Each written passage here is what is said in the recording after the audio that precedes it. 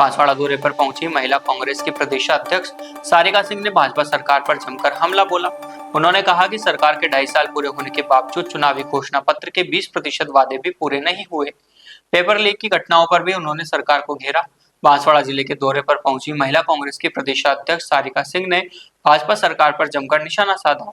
कांग्रेस कार्यालय में आयोजित कार्यक्रम के दौरान उन्होंने कहा कि सरकार के 2.5 साल पूरे होने के बावजूद चुनावी घोषणा पत्र के 20% वादे भी पूरे नहीं हो पाए हैं।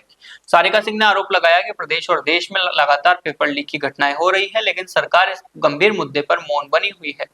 मानेसर प्रकरण को लेकर पूछे गए सवाल पर उन्होंने कहा कि भाजपा के लोग मुद्दों को घुमा फिराकर राजनीतिक रंग देने का प्रयास कर रहे हैं। उन्होंने कहा कि जनता के वास्तविक मुद्दों से ध्यान भटकाया जा रहा है। कांग्रेस कार्यालय में महिला कांग्रेस कार्यकर्ताओं और नेताओं ने प्रदेशाध्यक्ष का स्वागत किया। कार्यक्रम में बड़ी संख्या में महिला कार्यकर्ता की मौजूदगी रही। करने की जगह आपस में ये मुद्दे सिर्फ और सिर्फ जनता का, जो कांग्रेस पार्टी लगातार जनता के जनहितकारी मुद्दों के ऊपर सड़कों पर संघर्ष कर रही है, उससे ध्यान भटकाने के लिए ये प्रायोजित मुद्दे सिर्फ खड़े किए गए हैं। ऐसा कुछ नहीं है। हमारे नेता बोलते हैं उसकी भावना के अनुरूप में जाकर के उन वक्तव्यों को किस तरीके से प्रसारित किया जाता है, उसके पीछे सिर्फ उद्देश्य यही है कि जनता के जो आधारभूत राजस्थान के अंदर जो उनके अधिकार हैं, जो उनके अधिकारों के ऊपर सरकार जिन बातों को लेकर के और सरकार सत्ता में आई थी उस तरफ ध्यान नहीं दे रही। आप देखिए कि जो चुनावी इन्होंने घोषणा पत्र किया था उसमें अभी तक 25% सिर्फ इनके वायदे पूरे नहीं हुए। इससे ज्यादा नाकामी सरकार की हो नहीं सकती है। तो ध्यान भटकाने के लिए ये सिर्फ और सिर्फ इस तरीके के प्रायोजित मुद्दे पैसे डाल करके और बनाने की कोशिश करते हैं। जी आपके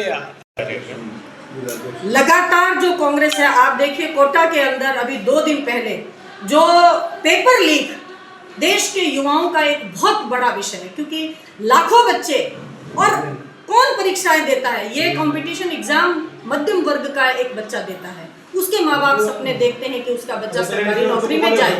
अब उस सरकारी नौकरी के लिए अगर मध्यम वर्ग का एक अभिभावक पाई जोड़ करके पैसा जुटाता है, महंगी फीस देता है और उसके बाद में बच्चा रात दिन मेहनत करके जब परीक्षा हॉल से बाहर आता है और उसको अगले दिन पता चलता है कि पेपर लीक हो गया है, पेपर रुपयों में बिक गया है, तो हम समझ सकते हैं कि उस परिवार की, उस बच्चे की मानसिकता क्या होती है। हमने कहा कि भाई जो कांग्रेस पार्टी के हमारे नेता राहुल जी ने कहा कि इसके लिए जो जिम्मेदार हैं, एनटीए एजेंसी 2018 में जब से आपने बनाई उस एजेंसी को बिल्कुल नकारा है, वो पेपर कराने में सक्षम नहीं है।